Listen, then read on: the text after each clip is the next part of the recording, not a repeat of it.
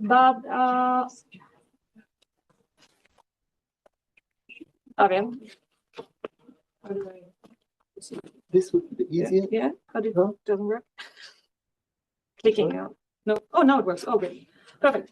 So I just wanted to give you a very brief disclaimer that I'm going to talk a lot about Parkinson's disease, and I know that not everybody is interested in that, which is surprising to me. But anyway, so even if you don't care about Parkinson's at all or have no idea what it is, the principles and the things I'm talking about are applicable to basically every brain disorder or even the brain in general. So also for healthy individuals. So just, give me a second and you'll see. Because when I was invited for that talk, I first was very excited because I thought, great, that would be a perfect opportunity to talk about our new longitudinal MEG study in Parkinson's disease. That was what I thought talking about first. But then Pascal told me that this should be about how our approach to the brain helps get a better understanding of the brain in general. And while our MEG stuff is interesting, something else that I do is that I work as a clinician 50% of my time, and I see patients on a regular basis. And when I thought about it a bit more, it felt like here there are going to be a lot of people who never meet patients and who might also be interested to hear something about the clinical side. And maybe this is something that I can contribute more than talking about MEG. So what I'm going to talk about will be a bit trivial compared to all the fancy models you've heard of so far. But I'm going to combine our MEG research with some clinical challenges that you actually meet when you try to work with a clinical cohort of people with the disease. So just very briefly, because maybe not everybody is super aware what MEG actually is, a very basic explanation or something, a way you can think about it is it's more or less the same as an EEG signal. So it's neurophysiological data, which has lots of oscillation, which are superimposed. And what we're actually measuring, the magneto tells it, we measure the magnetic field that is induced by neurons from the cortex producing a postsynaptic signal. So while, and you all know about that, while we have a very good temporal resolution, we have some problems with the spatial resolution because we have this large head that sits on top of the participant's head and measures there. So we need to solve the so-called inverse problem, and we need to find where the actual sources of the data that we get come from. And that is why we also use structural MRI to do that then. I've been involved in several MEG studies over the years that we've done here at KI, where I work at the National Facility for Magnetoencephalography there. And one of these studies I'm going to talk about, because we had this baseline studies where we enrolled a baseline study a few years ago where we enrolled a quite large sample of patients, which we followed up now last year. And just to briefly mention it, this baseline cohort is actually available openly via eBrain. So if you're interested in working with this MEG data in PD, you could if you want it. But then coming back to what I also do, which is I'm a neurologist specialized in movement disorders. So I see Parkinson's patients several days a week. I do assessments, I do lumbar punctures, I do all of that you need to do to give a patient a diagnosis, exclude the diagnosis, and follow up treatment. So again, what is Parkinson's disease? And this is the classical representation of a patient with Parkinson's disease, a guy with this posture, shaking of the hand. And you might all have seen it. It's from the 19th century. And today, we are very aware that not every person with Parkinson's disease looks like that. Some of them do, actually, here on the right. But some might be younger, might be, of course, female. and might have very different motor and non-motor symptoms. Generally, Parkinson's is associated with slowness of movements, which we usually assess by doing different like finger movements to see if they are slow and if they have a lower amplitude than expected. And then we have the tremor, which is very typical and more or less everybody knows about that. And we have rigidity, so stiffness of muscle.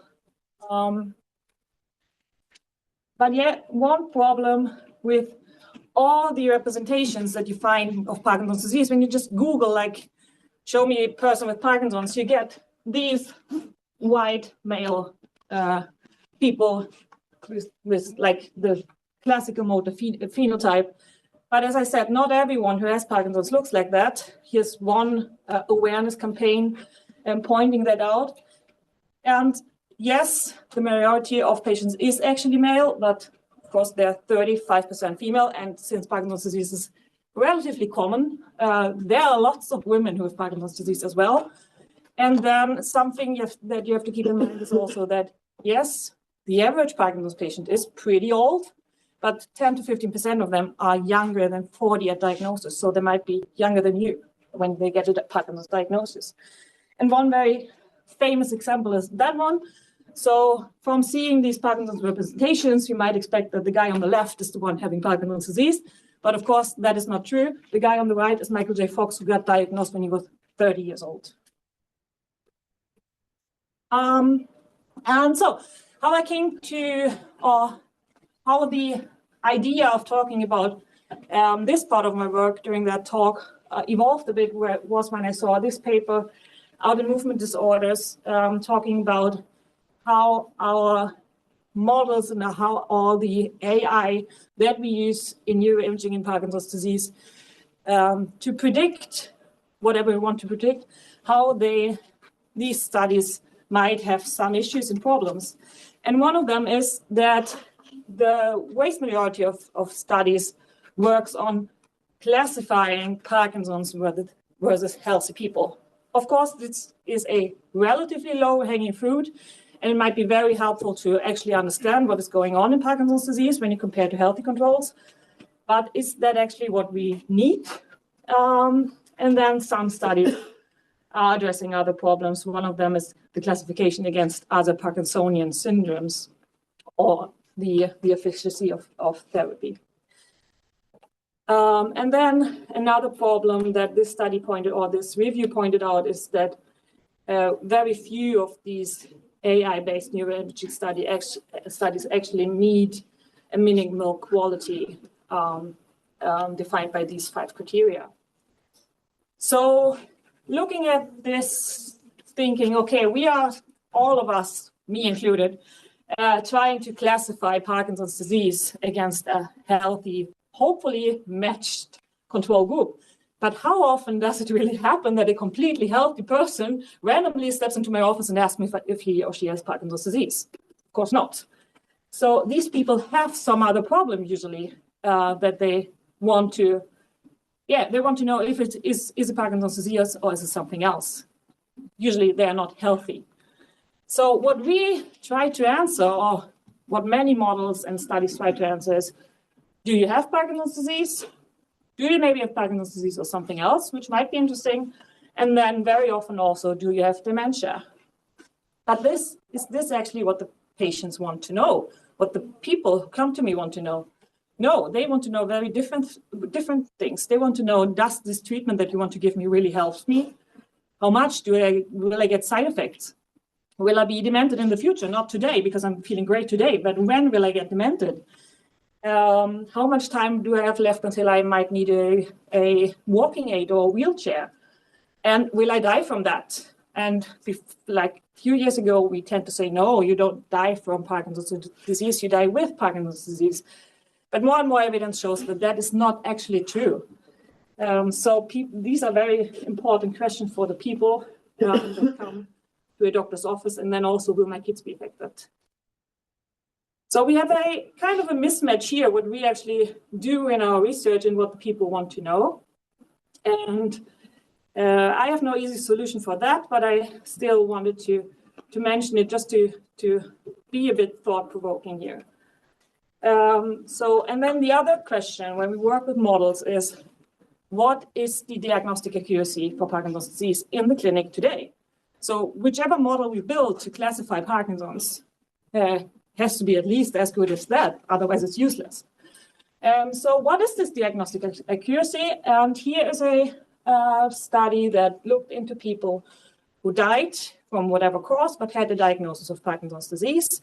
And the gold standard for diagnosing the disease or to confirm the diagnosis is to look at the brain after death and look at the neuropathological changes. So that's what has been done here. And then they analyzed how accurate the diagnosis was in early PD, so when they first met whatever doctor they were seeing, and then in the final stage, so at the last visit before they passed away. And you see that an expert clinical diagnosis, so diagnosed by a neurologist specialized in movement disorders, is already in early PD as accurate as 91%. And then later in the disease, this number increases further to 97%. So whatever we built has to outperform these numbers to be useful in the clinic, which was with all the tools and all the different assessments that we already have. But with that, I'll come back to the research, actually, because what we did is a longitudinal MEG study in Parkinson's disease, where we collected resting state MEG and several tasks doing MEG recording and a structural MRI from everyone to do this individual source with instruction. And then we parcellated the MEG data onto an atlas. And now I'm going just to talk about resting state data here. And of course, we also did clinical assessments with a score called the Movement Disorder Society Unified Parkinson's Disease Rating Scale, MDS-UPDRS, and we only used part 3, which is the motor assessment. And then a brief assessment of cognition with the Montreal Cognitive Assessment. When analyzing MEG data, something that many people are aware of now is that the power spectrum, the data actually consists of a periodic and an aperiodic component. So you always have this noise, this 1/f noise that you can see here in blue, which has an offset and it can be characterized by a slope. And previously it was considered noise, 1/f noise, but now we know that it actually changes with age, with different diseases and with cognitive tasks. And it seems to be meaningful in a way, and it's thought to reflect the balance between excitation and inhibition in the brain. And one previous study from Pascal, who was here only online, actually showed that Parkinson's disease is associated with a change and alteration in this 1/f component.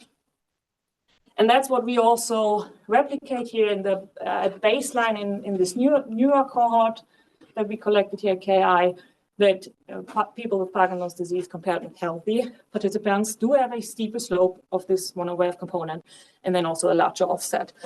That means that we have to take this aperiodic component in consideration whenever we try to analyze oscillatory activity, because it's part of it, and it would it would be a large confounder if you don't control for that, which has been done before, that people just ignored this aperiodic component. But we reduced or removed it before looking into oscillatory activity. And what we find here, this is just baseline data comparing the two groups, is that the people with Parkinson's disease have an increase in peak beta power, especially here in the temporal lobe and occipital lobe and the parietal region, which is that it is beta power is not really surprising, because we know that especially oscillations in the beta frequency range are something that are specifically involved in Parkinson's disease. So that comes at no surprise. And then when we try to associate it with motor symptoms by controlling for age, sex, and the medication dose, we see that there seems to be a trend here. And this is the whole, like entire MDS-UPDRS rating scale, which I already mentioned. So you see that there might be something, but none of this is significant when you do statistics. So here I come to the first challenge, maybe, when interpreting this data, which is that Parkinson's disease is very different in different people. And let me introduce two guys. These are Tom and Brady, obviously AI generated. But what is interesting here also, I asked AI to produce a picture of a person with Parkinson's disease, and I got, of course, white males who are called Tom and Brady, and they have the same age, same disease duration, same dose of medication.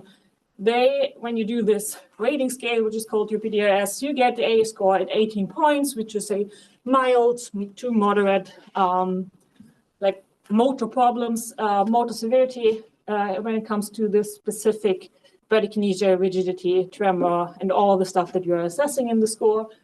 And both of them respond well to their treatment. They feel much better, especially when it comes to stiffness of movement and this slowness, which almost disappears when you give the medication. So they are pretty similar. So we would expect them to have very similar brain activity also, right? So they share like all the characteristics. But what if I tell you that Tom shakes like crazy? He has this typical resting tremor. While Brady has no tremor at all, but he freezes, which means that he walks and then occasionally it just stops and he can't lift his feet anymore. And then sometimes in relation to, or when he has this freezing, he also falls, which Tom has never experienced before. So what now? Do we still think that they share the same brain activity patterns? Of course not. I mean, their symptoms are very different, but this is not reflected in this total UPDRS score that you get. And then something that is related to that, do these people share the same prognosis? No, they don't. So from like looking at a group level anyway, Brady would have a poorer prognosis than Tom in the long term. So just to talk a bit more about this score, because this is what we use in basically every study of Parkinson's disease. We assess different symptoms here. And as I told you, not everyone has tremor. Most of them do, 65%, but not everyone. But if you have tremor, you'll get a high score in the UPDRS, even if you're very mildly affected otherwise. Then these axial motor symptoms, freezing of gait and falls and stuff like that, often appears later in the disease, but some people have it very early on. And this is actually less responsive to treatment. So when you do a study while people take the medication, people who have a lot of axial symptoms will have a much higher UPDRS score because these symptoms don't get so much better when you give them levodopa, while everything else does. And then bradykinesia, as I mentioned before, this slowness of movement is most important to get diagnosed with Parkinson's disease from a clinical point of view. And we also know that it's bradykinesia that is most reliably related to better activity in the brain. So that's why we also, again, looked at this baseline cortical peak beta power in all of our regions of interest from the atlas.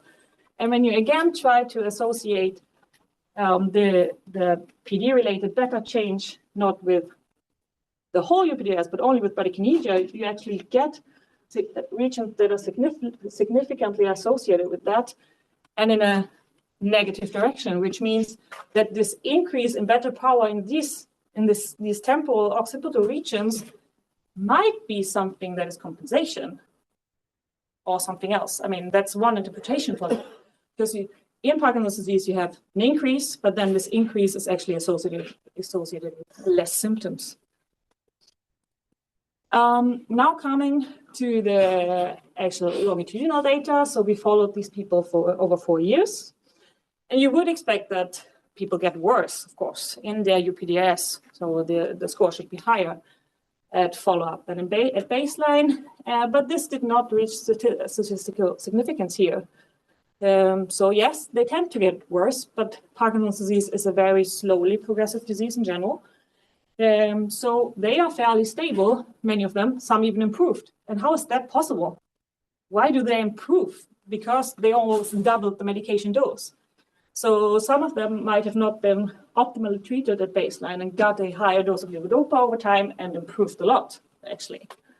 So you always also have these changes in medication when you run a longitudinal study in Parkinson's disease. Coming back to peak beta power, what we talked about before, this is now a model, again, controlled for several cofactors.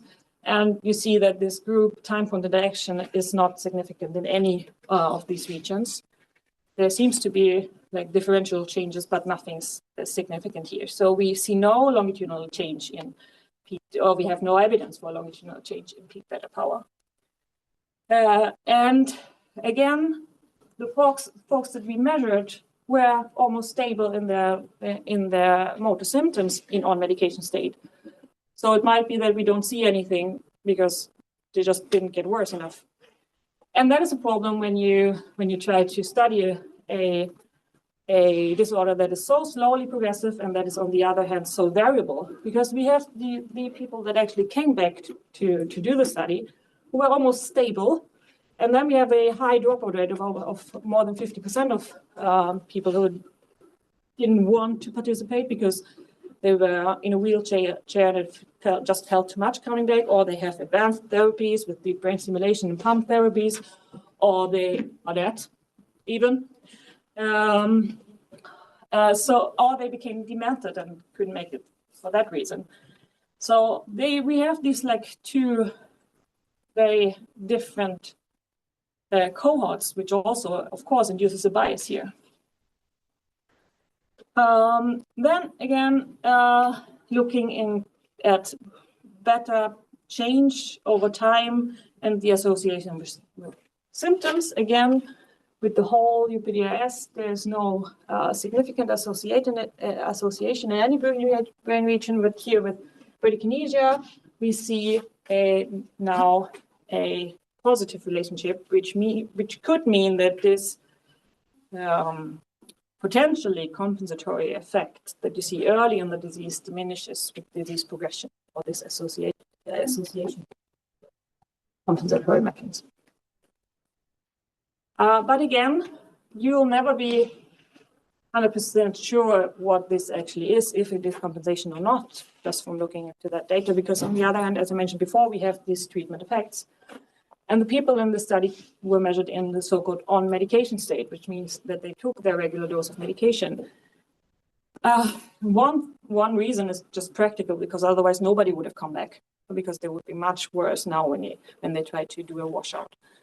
We know that levodopa might have an effect on cortical oscillations. It might increase beta power. Some other studies say it doesn't. But yeah, that could be one reason for the results we see. And then something I also want to talk about is that we define this off medication state by telling people, please don't take your medication when you come today in the morning, or maybe just don't take your medication the day before when you go to bed. But that is actually not enough to wash out the entire effect. It depends a bit on which medication they're taking it, but even if they're taking levodopa, there is something that is called the long duration response to levodopa, which could linger for a month, weeks to months. So we will not get rid of that, even if we just pretend that it is like the clean off medication state after 12 hours, which it is not. It might be practical, but it's not. It's not the same as when they were measured with never having taken any medication, which you can see here. These are people in Africa who were diagnosed quite late in the disease, had never taken any medication, and then after 1 year, after overnight withdrawal, they are much better than at baseline, even though they are off medication. And then even the so-called on, like the switch that we pretend to have to switch people on, is not always optimal. Sometimes people will get too much and will get what's called dyskinesia. Sometimes the dose will not reach the full potential, and they'll not get as good as they could be. So even when we say they're on, not everybody is on in the same way. potentially. And now I'm coming back to this aperiodic component one more time, because we actually also found this, that the slope of this aperiodic or 1/f component increases over time in the central region. The significant difference is shown in the lower row. And we see also that an increase in these regions are associated with an increase in bradykinesia. And here again, one more challenge. What if Tom or Brady now become cognitively impaired? Yeah, how big is the risk that these people get dementia? And at diagnosis, people with PD don't want to hear about that, but the risk of getting demented within the next 5, 10, 20 years is quite high. And that's also something we need to think about when designing longitudinal studies, that we will have this like confounder of cognitive performance. And the spectrum of cognitive impairment in PD is pretty variable as well. Some people don't get anything, are completely fine after 20 years, and some people will be demented very shortly after diagnosis. And we know that oscillatory cortical activity, here shown in the beta frequency range, and then also the general peak frequency of activity, are stronger. The association with cognitive decline is actually stronger than anything we see for motor impairment. And even if you see an association with both, this is another longitudinal study who looked into the association with a cognitive score and with UPDRS, and you see that the regions which show a change is associated with these two measures are more or less the same. So they will always influence each other. In our cohort, we could say, oh, that's not a problem for us because cognitive performance in our cohort did not change at all. It was very stable in almost all patients. Some got a bit worse, some got a bit better, but none of the people who were actually included in the MEG study at follow-up were demented. And we see no association with the change in the Montreal Cognitive Assessment. But again, also here, one problem could be that the person who was doing the MOCA was not the same at baseline follow-up. So this introduces more problems. So to summarize that, in our longitudinal MEG study, we see no evidence for a change in oscillatory brain activity over 4 years in Parkinson's disease in a clinically almost stable cohort on medication state. That's important to notice here. And we see that a potentially compensation-associated increase in beta power in several regions in early PD might diminish with disease progression, which is interesting. It has never been shown before. And then, of course, you have to account for this increase in the exponential slope of the 1/f component, which we see over time increasing in the sensory motor region, and the increase in adjacent regions is associated with progressing motor symptoms in our cohort. So I know that this is interesting, and now it seems like I'm like discounting my own research in a way by talking about all these challenges that I mentioned.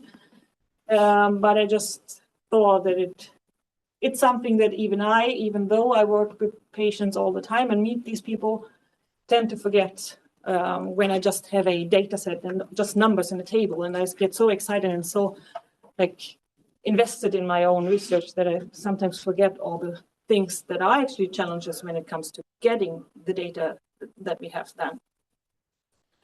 And then what can we do about that? So one thing to keep in mind is that there might be more than finding a cure, what we might not really be doing, but many other people are working on having this like great goal of finding the cure for Parkinson's disease, which is of course very important, but it's not all, and it's not what patients who are affected today are that interested in, because it will not help them. So there's more than finding a cure, and even more than just confirming diagnosis, because we are already pretty good at that. And then that's why we should ask the right questions, and we should avoid these broad claims like writing the conclusion in our paper will we'll have a new tool that will be implemented in the clinic to diagnose Parkinson's disease with MEG. No, we will not. It's way too expensive and not available. So we should be aware of our limitations, and all the scores that we collect are, of course, very, very helpful. We need them, but the clinical picture, which I hope I showed you today, is much more complex than that. And something we all should remind ourselves all the time is that these are people we are talking about, not subjects. And whenever we need help to interpret what we find, it might be very smart to involve a clinician actually in this interpretation, or even better, to learn a bit more about patient and public involvement and engagement, PPIE. So these people with Parkinson's disease or with other brain disorders, they are keen on being active. They are keen on even helping with designing and finding the right questions. And we actually did this at the NetMec and did a small patient initiated study where they thought, okay, all of this like brain activity thing and resting state, blah, blah, blah, is interesting, but we want to see what meditation does. We were not really interested in that, but we just combined it and let them do their meditation in the scanner as well while we were getting the data we wanted. So it is possible, and it is very nice to include patients and even the public sometimes. And if you want to learn more about patient and public involvement and engagement around this like whole cycle of designing and analyzing data, I have a QR code to the University of Gothenburg, who have a very nice page where you can find more information about that. And with that, I come to an end, and I thank all of these lovely people that I've been working with on collecting the data that I presented today. And thank you for your attention.